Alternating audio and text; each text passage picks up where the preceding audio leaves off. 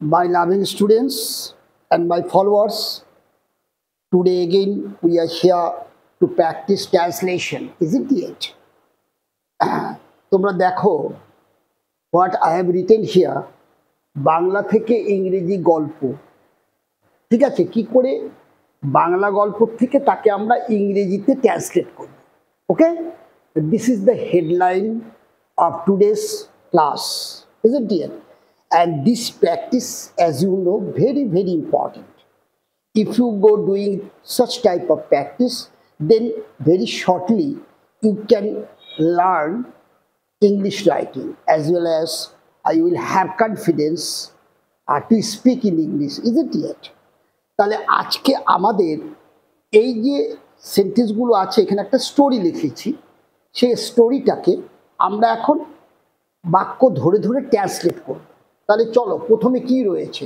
এক সময় কিছু বালক একটি পুকুরের ধারে খেলিতেছিল। আমাদের প্রথম কাজটা কি হবে? Mind it.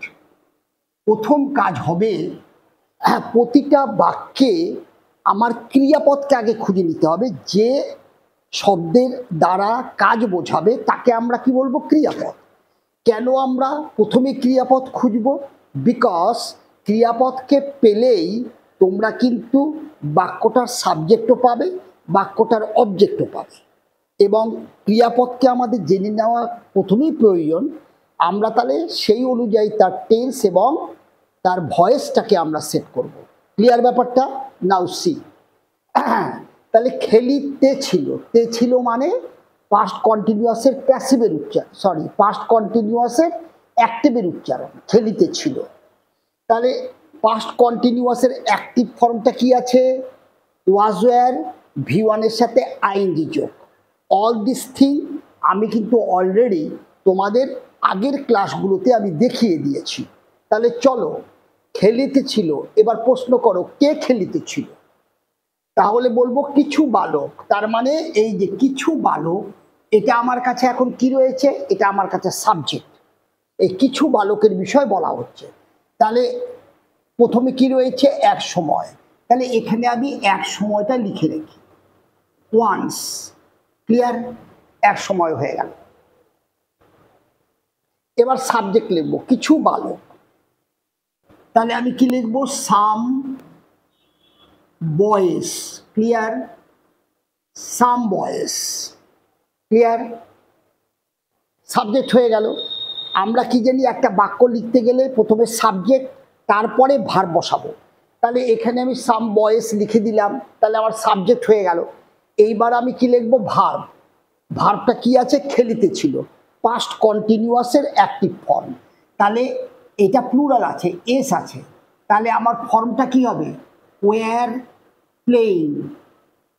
খেলিতে ছিল, দেখো, ওয়্যার প্লেইং। তাহলে সাম বয়েস ওয়্যার প্লেইং, কিছু বালক খেলিতে ছিল। ক্লিয়ার? এবার আসো, কোথায় খেলিতে ছিল? একটি পুকুরের ধারে। তা আমরা কি বলেছি? যখন তুমি বাংলা বাক্যগুলোকে ইংলিশে সেট করতে যাবে, তখন বাংলায় যেটা শেষ সেটাকে কিন্তু শুরুতে লিখতে হবে। যেমন একটি পুকুরের ধারে, তাহলে ধারেটা শেষ, ধারেটা আগে লিখতে হবে। তাহলে ধারে কি লিখবো আমরা? Preposition beside. ক্লিয়ার? এবার লিখবো কিসের বিসাইড? একটি পুকুর, বিসাইডে পন্ড। ক্লিয়ার? শেষ হয়ে গেল। তাহলে once some boys were playing beside a pond. Beside মানে কি? ধারে। বিসাইড মানে কি? ধারে। এটা আমার preposition. Clear? Beside a pond. তাহলে এই দেখো কত সহজে। আমার কি জানা দরকার ছিল? শুধু ভার্বের এই গঠনটা আমার জানা দরকার, যে আবার ক্রিয়াপদের, বাংলা ক্রিয়াপদের উচ্চারণ অনুযায়ী ভার্বের গঠনটা আমি কি বসাবো, সেটাই আমার কিন্তু সবচেয়ে ইম্পর্টেন্ট জানাটা। দেখো, সাম বয়েস, কিছু বালক, এটা তোমরা শিখে ফেলবে, এটা খুব কঠিন বিষয় না। আবার দেখো বিসাইড, ধারে, এটা অনেকে তোমরা জানো। যারা জানো না, প্রিপোজিশন চ্যাপ্টার যখন করাবো তখন দেখবে এগুলো সব ধরা পড়বে তোমাদের হাতে। আর এ পন্ড, একটি পুকুর, এটাও তোমরা জানো। শুধুমাত্র আমার ভার্বটার গঠনটা ইংরেজিতে কি হবে, এটা আমাদের কাছে important. And that comes from your tense and voice, isn't it? তাহলে এবার চলো নেক্সট। তারা কিছু ব্যাঙ দেখলো জলের মধ্যে, তাহলে তারা কারা? এই ছেলেরাই দেখলো, তাহলে দে বসাবো, তারা, তার মানে এই সাম বয়েস, তারা দেখলো, তাহলে দেখলো এখানটায় দেখা ক্রিয়াপদ, তার উচ্চারণে কি আছে লাস্টে? লে লো লাম, দেখলো, তার মানে সিম্পল পাস্ট, তার মানে ভার্বের টু। দেখো দে স, এটা আমার কাছে কি আছে? ভার্ব টু আছে, ক্লিয়ার? তাহলে তারা দেখলো, এটা সিম্পল পাস্টে লিখলাম, সাবজেক্ট ভার্বের পাস্ট ফর্ম, ঠিক আছে? তাহলে দে স, তারা দেখলো, তারা কি দেখলো? কিছু ব্যাঙ, ক্লিয়ার? তাহলে সাম, আবার সাম কিছু, ব্যাঙ ইংরাজি কি আছে? ফ্রক্স, ঠিক আছে? তাহলে তারা দেখলো সাম ফ্রক্স, কিছু ব্যাঙকে দেখলো। কোথায় দেখলো? বলছে জলের মধ্যে, তার মানে কি লিখবো? ইন ওয়াটার, ঠিক আছে? তাহলে দে স সাম ফ্রক্স ইন ওয়াটার, ঠিক আছে? Full stop. এবার দেখো এটা এইভাবেও লিখতে পারো, দে স সাম ফ্রক্স ইন ওয়াটার, কোথাকার? কোন ওয়াটারে? অফ দি পন্ড, তাই না? এটা এইভাবে লেখা যায়, কোনো অসুবিধা নাই। Of the pond, of the pond, clear? তাহলে some frogs in water of the pond, generally এই জায়গাটা একটু খেয়াল করো, ওয়াটারের আগে আর্টিকেল বসে না, ক্লিয়ার? কিন্তু যদি ওয়াটারকে নির্দিষ্ট করে দাও, এখানে কোন ওয়াটার? ওই পুকুরটা, যে পুকুরের পাশে ছেলেরা খেলছিল, পুকুরটির জলে, তাহলে এখানে আমি কিন্তু দি বসাতে পারি। কেন? এই জলটা অনির্দিষ্ট না, জলটা নির্দিষ্ট। এই জলটা কোথাকার? ওই পন্ডটার যার পাশে ছেলেরা খেলছিল, এইভাবে পন্ডটা নির্দিষ্ট আছে, ফলে সেই পন্ডের ওয়াটারও নির্দিষ্ট করা আছে, ডেফিনিট করা আছে। তাহলে এখানে আর্টিকেলটা দিব তোমরা বসাতে পারো, কোনো সমস্যা নেই, ঠিক আছে? তাহলে আমি এখানে দিটা বসিয়ে দিই, ইন দ্য ওয়াটার,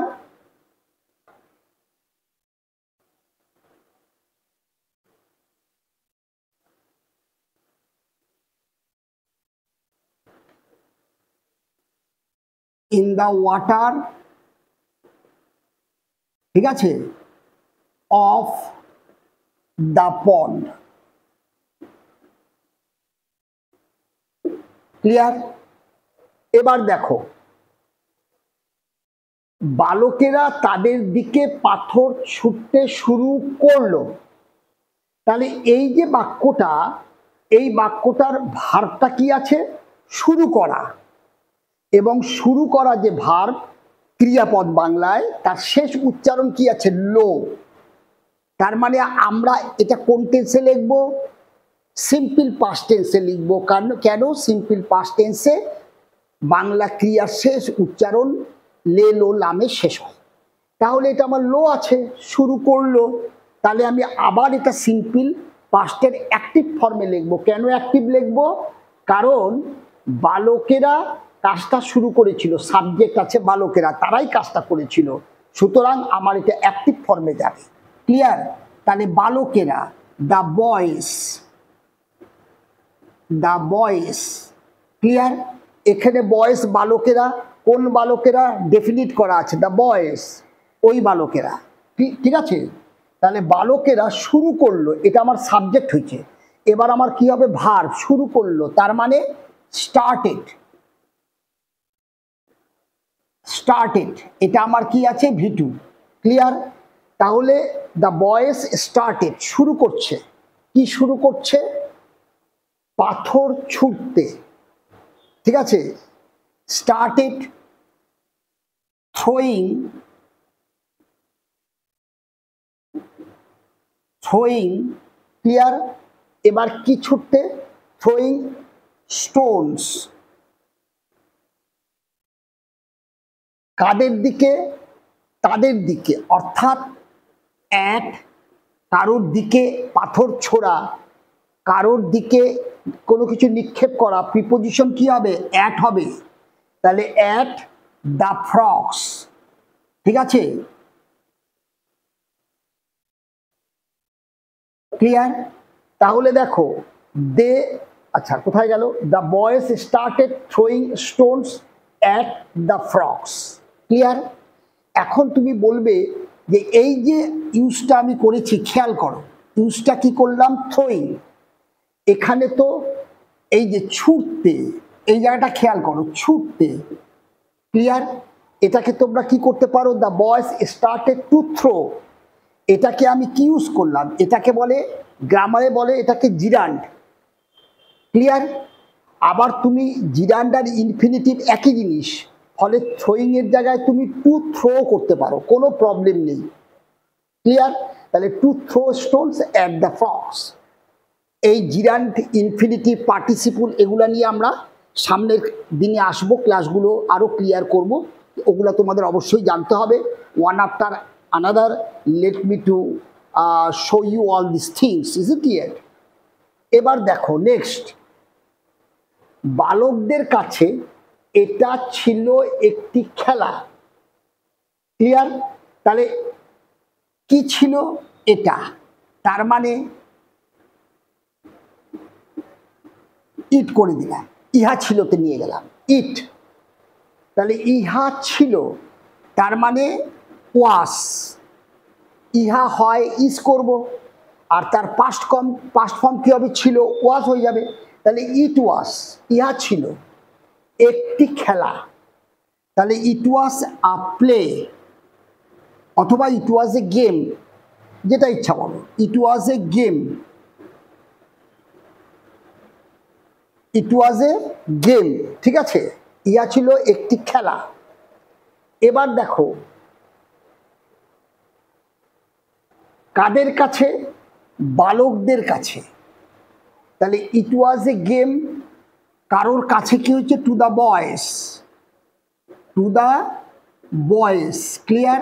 তাহলে এই যে কারোর কাছে, ঠিক আছে, তাহলে to the boys, clear, preposition, তাহলে ইট ওয়াজ এ গেম টু দ্য বয়েজ, তাহলে ইটটা কি, এই যে পাথর ছোড়া, ক্লিয়ার?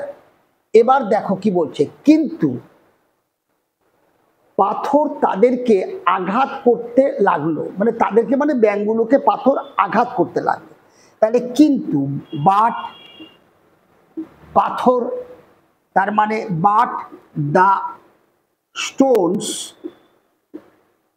অর্থাৎ ওরা যে পাথরগুলো ছুটছিল, ওই পাথরগুলো, এটা নির্দিষ্ট করা আছে দা দিয়ে, কোন পাথরগুলো, ছেলেরা যে পাথর ছুটছিল সেই নির্দিষ্ট পাথরগুলো, বাট দ্য স্টোনস, কিন্তু সেই পাথরগুলো কি করলো, এই ব্যাঙদেরকে আঘাত করতে লাগলো, তার মানে বাট দ্য স্টোনস, ঠিক আছে, স্টার্টেড টু হার্ট, আঘাত করতে, টু হার্ট, এটা হচ্ছে টু ইনফিনিটিভ, এটা V1, আমরা জানি তে, যেতে, খেতে, নিতে, টু প্লাস V1 ইনফিনিটিভ, তাহলে টু হার্ট, আঘাত করতে, তার মানে বাট দ্য স্টোনস স্টার্টেড, শুরু করেছিল টু হার্ট, আঘাত করতে, কাকে, দ্য ফ্রগস, ক্লিয়ার? তাহলে but the Stones started to heart the frogs, তার মানে সেই পাথরগুলো শুরু করেছিল ব্যাঙদেরকে আঘাত করতে, ক্লিয়ার? আচ্ছা এরপরে কি বলছে, এতে, এই দেখো একটা টার্ম আছে এতে, ব্যাঙেরা ভীষণ ভয় পেল, ক্লিয়ার? তাহলে এই যে এতে, কাজেই, সুতরাং, এগুলো হচ্ছে এক একটা বাক্য শুরুর, মানে একটা প্যারাগ্রাফ বলো, আর্টিকেল বলো, এসে বলো, হোয়াটসএভার, প্রতিটা লাইনের সাথে প্রতিটা লাইনের একটা সম্পর্ক আছে, যাকে আমরা বলি একটা রাইটিংয়ের ক্রোনোলজি, সেই সম্পর্কটা মেনটেন করবার জন্য এই ধরনের শব্দগুলো আমাদের আনতে হয়। এরা আমাদের গ্রামারে এরা কি নামে পরিচিত, কখন কোনটা আনবো সেগুলো নিয়েও আমি বিস্তর আলোচনা করব। দেখবে after having my discussion on the same board, all this thing will be clear to you, no problem, isn't it? তাহলে এতে আমরা লিখব এতে মানে অ্যাট দিস, এতে মানে at this. Clear? At this ব্যাঙেরা ভীষণ ভয় পেল। তাহলে দ্য ফ্রগস, ব্যাঙেরা মানে ওই ব্যাঙগুলো নির্দিষ্ট করা আছে। তাহলে দ্য ফ্রগস কি করলো? ভয় পেল। তাহলে তুমি পেলো ভয় করতে পারো, কোনো প্রবলেম নাই। তাহলে পেলো পাওয়া ইংরাজি গেট, আর লেলো লাম আছে, তাহলে গেটের ভিটু পাস্ট ফর্ম বসবে। তাহলে দ্য ফক্স গট, ঠিক আছে। এবার তুমি ফিয়ার ভয় লিখতে পারো, কোনো অসুবিধা নাই। অ্যাফ্রেড লিখতে পারো। তাহলে আমি খুব সোজাভাবেই তোমাদেরকে বোঝানোর চেষ্টা করছি। দ্য ফক্স গট ফিয়ার, তাহলে ব্যাঙেরা পেল ভয়। ক্লিয়ার? গট অ্যাফ্রেডও করা যেত, কোনো প্রবলেম নেই। এবার চলো, তাদের প্রধান বলল। তাহলে কাদের প্রধান বলল? ব্যাঙেদের প্রধান। তার মানে প্রধান কি বলবো? The chief, the chief of the frogs, ব্যাঙেদের প্রধান। ব্যাঙেদের, এটা বসুনর প্রিপোজিশন, ব্যাঙেদের প্রধান। আর আমি একটু আগে বলেছি যে ব্যাঙেদের প্রধান, বাংলায় বলবো ব্যাঙেদের প্রধান, কিন্তু ইংরাজি লেখার সময় প্রধানকে আগে নিয়ে চলে আসবো। প্রধান অফ এই ব্যাঙ, ঠিক আছে। তাহলে কি বলল? বলল তাদের প্রধান বলল, তার মানে টোল্ড, টোল্ড বলল। কি বলল? ওহে বালকেরা পাথর ছোড়া। তাহলে ওহে বালকেরা, তার মানে আমি কি করব? এটাকে আমাদের ইনভার্টেডের মধ্যে লিখে দেব, কারণ এটা আমাদের ইনভার্টেডের মধ্যে আছে। দেখো এখান থেকে এতখানি পর্যন্ত ইনভার্টেডের মধ্যে আছে, তার মানে এটা ডাইরেক্ট স্পিচে আছে। তাহলে যেরকম ডাইরেক্ট স্পিচ আছে সেটাই আমরা লিখে দিব। ওকে, তাহলে ওহে, তাহলে আমরা কি লিখবো? Exclamatory sign. এবার বলছে বালকেরা, তার মানে আমি কি লিখব? বয়েস, কমা। এবার দেখো কি আছে? পাথর ছোড়া তোমাদের কাছে একটি খেলা হতে পারে। তার মানে এই যে যেতে পারে, হতে পারে, এগুলা সব আমাদের মে ভার্ব দিয়ে আসবে, অর্থাৎ সম্ভাবনা, সম্ভাবনা। ক্লিয়ার? যেতে পারে, আসতে পারে, হতে পারে, মে দিয়ে আমরা এই বাক্যগুলো লিখি, হেল্পিং ভার্ব মে। তাহলে চলো, বলছে পাথর ছোড়া, এই জায়গাটা একটু খেয়াল করবা। Throwing, THROWING, throwing Stones. Clear? Throwing Stones. Clear? তাহলে পাথর ছোড়া, এই যে উচ্চারণ, পাথর ছোড়া, খেয়াল রাখবা। এই যে আমরা থ্রোর সাথে আইএনজি করলাম কেন?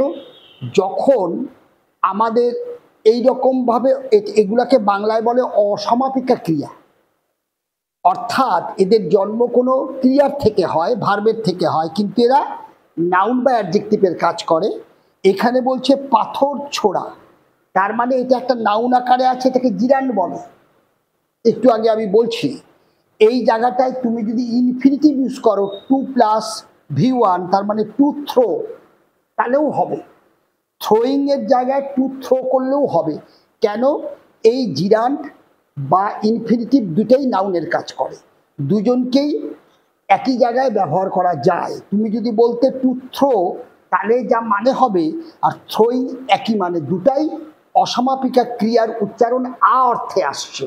ঠিক আছে? ছোড়া পাথর মানে পাথর ছোড়া। ঠিক আছে? তাহলে পাথর ছোড়া হতে পারে, এই যে মে বি, হতে পারে, মে বি। তাহলে এখন আমি এইটা সাবজেক্ট, এর বিষয়ে বলছি, পাথর ছোড়াটা কি এইটার বিষয়ে বলছি, তাহলে এটা আমার কাছে সাবজেক্ট। তাহলে পাথর ছোড়া মে বি, হতে পারে, মে বি হতে পারে। কি হতে পারে? একটা গেম, এ গেম। কাদের কাছে এটা একটা গেম হতে পারে? তোমাদের কাছে, তার মানে টু ইউ। এখানে তোমাদের কাছে মানে ছাত্রদের কাছে। তাহলে throwing stones may be a game to you, তোমাদের কাছে এটা একটা খেলা হতে পারে। অথবা এখানে ফর করলে কি হতো, তোমাদের জন্য এটা একটা খেলা হতে পারে, তাতেও অসুবিধা নেই, ঠিক আছে।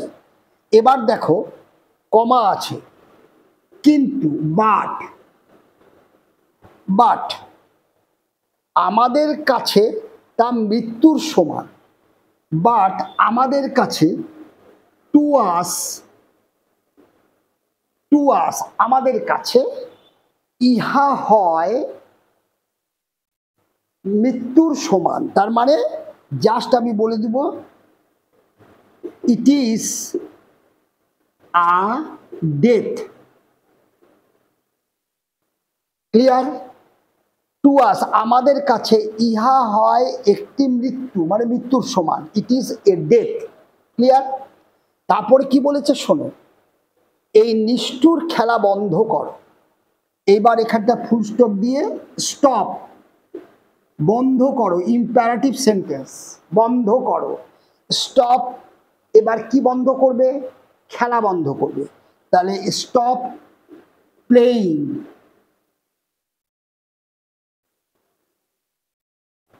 দেখো স্টপ প্লেইং, তার মানে খেলা। আ উচ্চারণ অসমাপিকার আ উচ্চারণে ভার্বের প্রেজেন্ট ফর্মের সাথে আইএনজি করলাম, এটা জিরান্ডিয়াল নাউন হয়ে গেল, ঠিক আছে। এখানে যদি মনে করো যে আমি ইনফিনিটিভ বসাবো টু প্লে, তাহলেও হবে, স্টপ টু প্লে। ওকে, তাহলে এখানে কি বললাম? স্টপ, বন্ধ করো, খেলা। কি খেলা?